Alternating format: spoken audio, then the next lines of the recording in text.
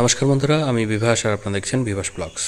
এই ভিডিওতে আমি তোমাদেরকে দেখাবো ওয়েস্ট বেঙ্গলের ফুড অ্যান্ড সাপ্লাইস ডিপার্টমেন্টে যে রিক্রুটমেন্টের নোটিফিকেশান দিয়েছে সেই জায়গায় তোমরা কিভাবে অ্যাপ্লাই করবে, কত তারিখ পর্যন্ত করতে পারবে, কি কি ডিটেলস সেখানে বলা আছে, পুরো ডিটেলস আমি এই ভিডিওর মাধ্যমে তোমাদেরকে জানাবো। তো অবশ্যই ভিডিওটি তোমরা পুরো দেখবে। তাদের অফিসিয়াল ওয়েবসাইটে চলে এসে নোটিশ সেকশনে তোমরা রিক্রুটমেন্টের পিডিএফটি তোমরা পেয়ে যাবে। এখান থেকে ডাউনলোড করলে আমাদের সামনে এইভাবে ওপেন হবে। তো এখানে যেটা বলা আছে 26 জনকে তারা কন্ট্রাকচুয়াল বেসিসে ডাটা এন্ট্রি অপারেটর হিসেবে নিয়োগ করতে চলেছে 1 বছরের জন্য। তো যারা যে ডিস্ট্রিক্টে অ্যাপ্লাই করবে, শুধুমাত্র একটি ডিস্ট্রিক্টেই তোমরা অ্যাপ্লাই করতে পারবে। তো তোমরা দেখে নেবে যে কোন ডিস্ট্রিক্টে তোমরা অ্যাপ্লাই করতে চাইছো, সেটা তোমার যে এরিয়া আছে সেই এরিয়া এবং কটা পোস্ট আছে সেই বেসিসেও তোমরা করতে পারো অ্যাপ্লাইটি। তো এখানে দেখতে পাচ্ছ 12টি ডিস্ট্রিক্টের কথা এখানে বলা আছে।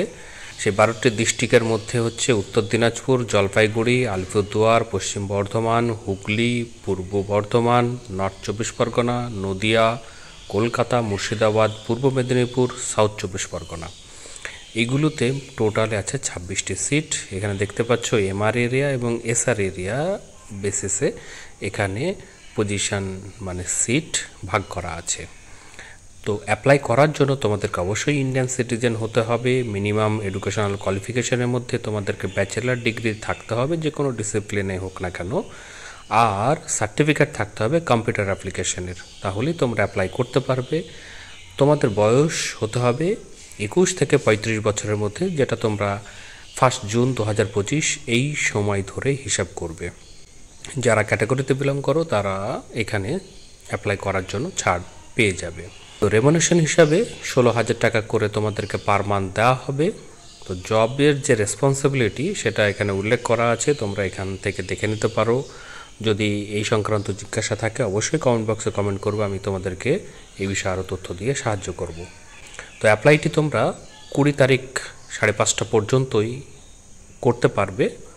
তো কিভাবে অ্যাপ্লাই করবে সেটা এখানে বলা আছে। তোমরা অনলাইনে যাবে food.wb.gov.in, এই ওয়েবসাইটে গিয়েই তোমাদেরকে একটি অ্যাপ্লাই করতে হবে, যেটা একটি ডিস্ট্রিক্টের জন্যই।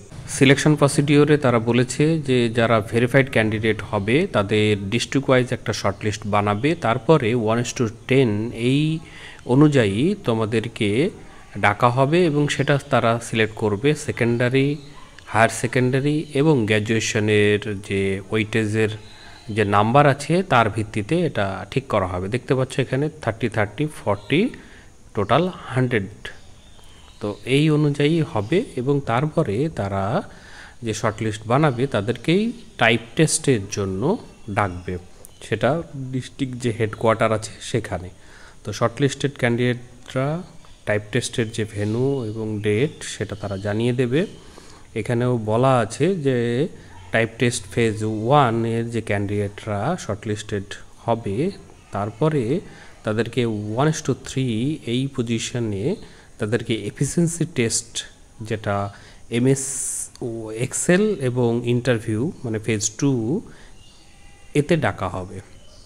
তারপরে এখানে শর্টলিস্টেড ক্যান্ডিডেটদেরকে ডাকার পরে ফাইনালি এখানে দেখতে পাচ্ছ এফিসিয়েন্সি টেস্ট, MS এক্সেল এবং ইন্টারভিউ হবে স্টেট হেডকোয়ার্টার ডিস্ট্রিক্ট ওয়াইজ যে প্যানেল সেটা তারা তৈরি করবে।